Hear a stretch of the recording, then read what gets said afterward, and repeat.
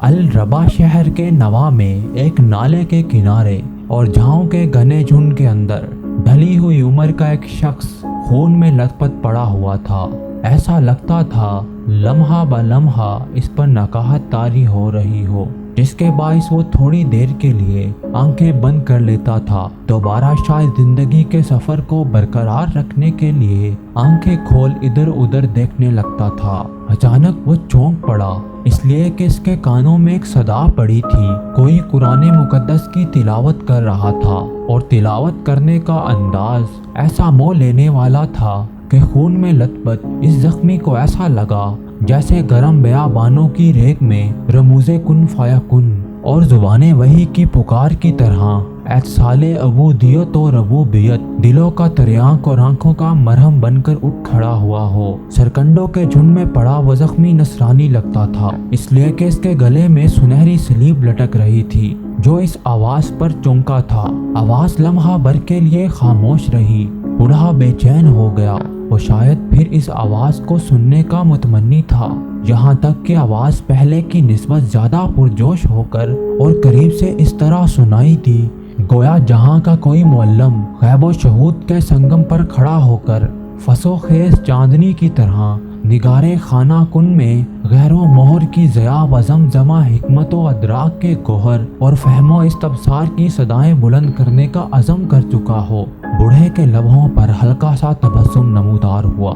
शायद इस जंगल में इसे उम्मीद न थी कि कोई इसकी मदद के लिए आएगा, और तिलावत करने वाले की आवाज़ ने इसके दिल में जिंदा रहने का जज्बा पैदा कर दिया था। जो शख्स कुरान मुकद्दस की तिलावत करते हुए करीब आ रहा था, इसकी आवाज़ थोड़ी देर खामोश रहने के बाद दोबारा कुछ इस तरह बुलंद हुई जैसे लैले मुजल्लम में नूर बख्श सहर दिलों के हरीम गुंबद में रोशनी के कुलबलाते सवेरे सहरा की कोक में सरगर्दा 5 सातों के अंदर तख्लीक की अहम तरीन कदरें और तेरगी के सहरा में नूर की कश्तियों में आइनों के सागर और उजालों की शमहें अपनी मौजूदगी का रंग दिखाने के लिए उठ खड़ी हों। बूढ़े ने जब महसूस किया कि तिलावत करने वाला इसके पास से गुजर कर आगे निकल जाने वाला है, तब इसने अपनी पूरी कुव्वत और ताकत को मुजतमा किया और मजरूसी आवाज में इसने मदद के लिए पुकारा। तिलावत करने वाले की आवाज सुनाई देना बंद हो गई थी। फिर सरकंडों के झुंड में पड़े इस जख्मी बूढ़े ने महसूस किया जैसे एक नहीं कहीं लोग अपने घोड़ों को दौड़ाते हुए इसकी तरफ आ रहे हों। रात का आंचल सिमट चुका था। चारों तरफ सुबह का दामन फैलना शुरू हो गया था। वीरानों में झांकती सूरज की किरणें अपनी नमू की राह में हाइल सारे खुद सरझंकों को अपने लम्स की हिद्दत से दूर करती चली गई थी। शबनम बंदोश कलियां, नदी नालों के साहिल, सागर की गहराइयां, गुलशन की आगोश, कर्जे के हर शहर जाग उठी थी। खून आलूद इस बूढ़े ने देखा थोड़ी देर बाद 3 सवार अपने घोड़ों को बड़ी तेजी से दौड़ाते हुए इसकी तरफ आए थे और इसके पीछे कई मुसल्लह जवान जो चंद दस्तों पर मुश्तमिल थे इसकी सिमत आ रहे थे। एक सवार जो अपने साथियों से कदरे आगे था, सबसे पहले इसकी नज़र इस बूढ़े पर पड़ी। इसे खून में लथपथ देखते हुए अपने हाथों में पकड़ी नंगी तलवार और ढाल समेत वो घोड़े से कूद गया था। इसकी तरफ देखते हुए इसके दोनों साथी भी अपने घोड़ों से उतर गए। वो नौजवान बूढ़े के करीब आया, अपनी तलवार जमीन में पेवस्त की और बूढ़े का जायजा लिया। फिर इस बूढ़े को मुखातिब करते हुए वो कह रहा था, मोहतरम, आप कौन हैं? किसने आपको जख्मी किया है? और इस वक्त यहाँ आप अकेले? क्या आपकी किसी से दुश्मनी थी? मैं देखता हूँ आपके गले में सलीब है। आप नसरानी हो? क्या आपका ताल्लुक अल-रबा शहर से है? करीब तरीन अल-रबा शहर ही ऐसा शहर है जहाँ काफी तादाद में नसरानी बसते हैं। इस नौजवान की इस गुफ्तगू के जवाब में बूढ़ा नसरानी खामोश रहा। ताहम बड़े गौर से इस नौजवान की तरफ देख रहा था। इसने महसूस किया जैसे इसकी आंखों में बेसोच सपनों को दहका देने वाली आग की लिपटें और इसके चेहरे पर सदाकतों के समंदर में इब्ने आदम के महराजो कमाल की निशानदही करने वाले माशियत के राज छुपे हुए हैं। इसकी जिस्मानी साख्त, इसकी आंखों के तजस्सुस, इसके चेहरे के तासुरात से बूढ़ा महसूस कर रहा था जैसे वो नौजवान समलाखों को आइनों, जुल्मतों को रोशनी के हालों, जरों को सहरा की वुसतों, शबनम को बेकरां सागर, लाला और गुल को बरकों तपा, खारजारों को ताकिस्तानों और बर्फानी तोदों तक को शोलों में तब्दील करने के लिए पैदा किया गया हो। बूढ़ा अपने ख्यालों में गर्क था कि इस नौजवान ने फिर इस बूढ़े को चौंका दिया। आप कहाँ खो गए हैं, क्या सोच रहे हैं? बूढ़े ने बड़ी शफकत और बड़ी तवज्जो से इस नौजवान को मुखातिब किया। मैं जानता हूँ तुम लोग मुसलमान हो, इसलिए कि तुम में से कोई अपनी किताब मुक़द्दस की तिलावत कर रहा था। वही आवाज़ सुनकर मैंने तुम लोगों को इन वीरानों में पुकारा जहाँ कोई मेरी मदद के लिए ना था। नौजवान, अगर तुम बुरा ना मानो तो क्या मैं तुम्हारा और तुम्हारे दोनों साथियों का नाम पूछ सकता हूँ? इस पर वो नौजवान मुस्कुराया और कहने लगा, मेरा नाम मुजद्दुद्दीन है। मैं सुल्तान नूरुद्दीन जंगी का एक सालार हूँ। पूरा नाम मुजद्दुद्दीन बिन अल दाइया है। मेरे पीछे जो दो नौजवान खड़े हैं, इनके दाएं जानी वाला मेरा छोटा भाई शमसुद्दीन है और इसके साथ बाएं जानी वाला मेरा अमजाद है, जिसका नाम खतलाक बिन जाहिद है। बूढ़ा थोड़ी देर खामोश रहा। लगता था वो इस नौजवान की बातों से, जिसने अपना नाम मुजद्दुद्दीन बताया था, मुतमईन हो गया था। फिर कहने लगा, अजीज़, मेरा नाम कार्लोस है। फ्रांस के शहर वेज़ली का रहने वाला हूँ। इन इलाकों की तरफ कैसे आया, ये एक लंबी और दुख भरी दास्तान है। मेरे साथ मेरी 3 बेटियाँ, 2 बेटे और एक बीवी भी थी। वो किस हाल में हैं मैं नहीं जानता। पहले मेरी इस्तदा है कि नरसल के जंगल में इन्हें तलाश करो। गो मैं खुद भी नसरानी हूँ, लेकिन स्लेबी भेड़िए ख़ास मकसद के तहत हमारे पीछे पड़ गए थे, जिसकी बिना पर हम जान बचाने के लिए सिमत भागे। हमारा रुख अल रबाह की तरफ था। अजनबी होने के बाइस रस्तों से भटक गए। मैं तुम लोगों को अपनी पूरी दास्तान बाद में सुनाऊंगा। पहले तुम लोगों से मेरी कायनात के खुदा और तुम्हारे रसूल के वास्ते से इस्तदा है कि मेरे पीछे जो ये जंगल फैला हुआ है, इसमें मेरे 2 बेटों, 3 बेटियों और बीवी को तलाश करो। वो यहीं कहीं होंगे।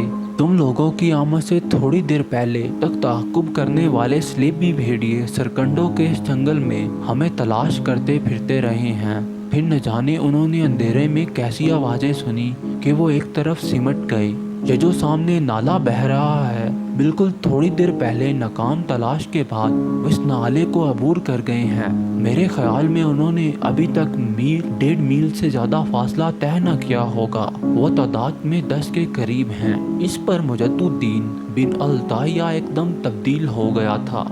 इसकी छाती तन गई थी, चेहरे पर गैज़ो गज़ब की परछाइयाँ अपने साए लहरा गई थी। फिर वो एकदम उठ खड़ा हुआ और अपने पीछे खड़े अपने सगे छोटे भाई शमसुद्दीन और अपने अमजाद खतलाक बिन जाहिद को मुखातिब कर कर वो कह रहा था, मेरे अजीज़ भाइयों, मैं लश्करियों का इस दस्ता लेकर इन्हें ज़ख्मी करने वाले लोगों के तआक़ुब में निकलता हूँ। तुम दोनों भाई बाकी सारे लश्करियों के साथ सरकंडों के झुंड में फैल जाओ और इसके अहले खाना को तलाश करने की कोशिश करो। साथ ही इसके ज़ख्म साफ करके इसकी मरहम पट्टी का भी सामान करो। इसके साथ ही मुजद्दुद्दीन उठ खड़ा हुआ, अपने घोड़े पर सवार हुआ, कुछ लश्करियों को अपने साथ लिया। फिर वो इनके साथ नाले को अबूर करने के बाद बड़ी बढ़त रफ्तारी से मगरिब का रुख कर रहा था। कुछ देर तक अपने घोड़ों को सरपट दौड़ाने के बाद मुजद्दुद्दीन ने अपने साथियों के साथ इन मुसल्लह 10 सलेबियों को जा लिया, जिनकी निशानदही बूढ़े कार्लोस ने की थी। इनके बिल्कुल करीब जाकर मुजद्दुद्दीन अपने साथियों के साथ इनकी तरफ से छोटा सा कावा काटते हुए इनके आगे निकल गया। फिर एक मुनासिब जगह वह इनकी राह रोक कर खड़ा हुआ। वो स्लेबी जंगजू तादाद में वाक़े दस्त थे। मुजद्दुद्दीन ने जब अपने साथियों के साथ इनकी राह रोकी, तब इनमें से एक, जो शायद इनका सरगेल था, मुजद्दुद्दीन को मुखातिब करते हुए कहने लगा, तुम्हारी हालत से लगता है कि तुम मुसलमान हो और हमारे दर पे हो। मैं तुम्हें तनबीह करता हूँ कि हमारी मंजिल की तरफ हमें निकल जाने दो। अगर तुम लोगों ने हमारी राह रोकी तो याद रखना, अपने लिए रहम मादर से तारीक समो और अंधेरी लहद की उदासी और गमगीनी को आवाज़ दोगे। अगर हमारा कहना नहीं मानोगे तो याद रखना हमारी नफरतों, हमारे गज़ब को और बढ़ाओगे, और फिर जब हम तुम्हारे खिलाफ हरकत में आएंगे तो तुम्हें बेकार असातीर, कवानीनों, कवायद और फरसुर्दा कदीम रस्मों और कहने रवायात की तरह रोनते चले जाएंगे। कहने वाला लम्हा भर के लिए रुका, फिर वो दोबारा कह रहा था, याद रखो हम अपने वतन से दूर परदेसी ही सही, मगर तुम्हारी इन सरजमीनों में भी समावी नेमतें, खुदा की बरकतें हमारे साथ हैं। हम लोग स्लेबी नाइट्स हैं।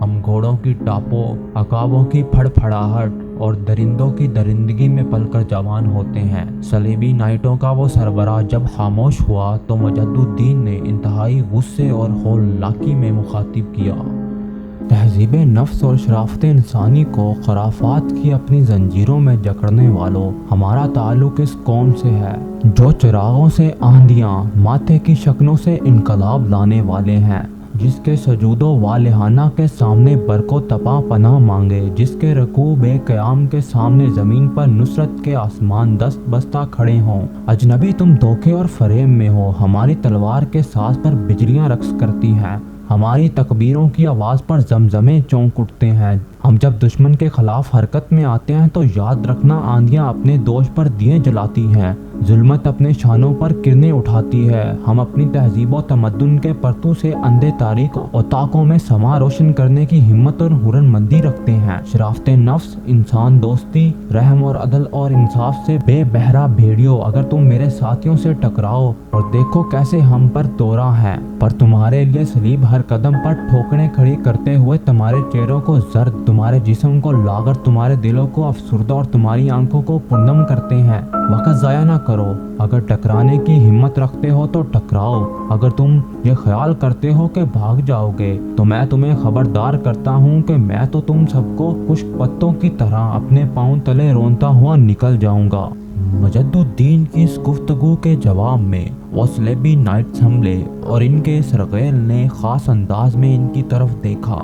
फिर वहशियाना अंदाज में वो आवाज़ें निकालते हुए मुजद्दुद्दीन और इसके साथियों पर करबो अलम भरी यलगार, जुल्मो सितम की योरश, हर मोड़ पर उलझने खड़ी करती हुई वसवास व बदगुमानियाँ और मकरू दिल अजारियों की तरह हमला आवर हो गए थे। जवाबी कार्रवाई करते हुए मुजद्दुद्दीन भी अपने साथियों के साथ इन पर अरादों को सल्ब कर देने वाली सहर आफरीन कुव्वत शोलों की सूरत में से राख निकाल कर ज्वालामुखी की आतश सियाल और जिस्मों को रेजा रेजा और रूहों को लख्त लख्त बेशरफ व बेतुकीर बेदिक्कत व बदनसीब कर देने वाली गैर फानी जज्बों और हौलनाक अब्दी आर्ज़ों की तरह हमला आवर हो गया था। थोड़ी ही देर के टकराव के नतीजे में मुजद्दुद्दीन ने अपने साथियों के साथ इन फ्रांसीसी नाइटों की आधी तादाद कम कर दी थी, जिसके नतीजे में इनकी हालत बड़ी तेजी से आंधियों में सुलगते दियों, अपने मुजराब से टूटते वक्त के साजों, जवाले वक्ता का शिकारे गम, गुजीदा कलब दरीदा तरीकों के लिबादों से बदतर होना शुरू हो गई थी। एन इस मौका पर फ्रांसीसियों पर जानलेवा ज़रबे लगाते हुए इनके सरगेल को मुखातिब करते हुए मुजद्दुद्दीन चला उठा, फ्रांस के बुज़दिल नाइटों, अब भी वक्त है हथियार डालकर अपने आप को हमारे हवाले कर दो। तुम देखते हो तुम्हारे आधे साथियों को हमने ख़त्म कर दिया है। अगर तुमने इस तरह टकराव जारी रखा तो फिर थोड़ी देर तक तुम सब कज़ा का लुकमा बनकर रह जाओगे। मुजद्दुद्दीन के इन धमकी आमेज अल्फाज का खातिर ख्वाह असर हुआ। फ्रांसीसी नाइटों के सरगेल ने अपने साथियों को हथियार डालने का हुक्म दे दिया था। फिर देखते ही देखते इन सब ने हथियार डाल दिए थे। इनकी इस हरकत पर मुजद्दुद्दीन थोड़ी देर तक मुस्कुराता रहा, फिर अपने साथियों को इसने मुखातिब किया, इन सब के हथियार अपने कब्जे में कर लो। मुजद्दुद्दीन के लश्करी फौरन हरकत में आए और इनके हथियारों पर कब्जा कर लिया था। अगली किस्त देखने के लिए चैनल को सब्सक्राइब जरूर करें और वीडियो को लाइक भी और कमेंट में अपनी आरा जरूर पेश करें। वीडियो देखने का शुक्रिया। अगली किस्त तक के लिए अल्लाह हाफिज।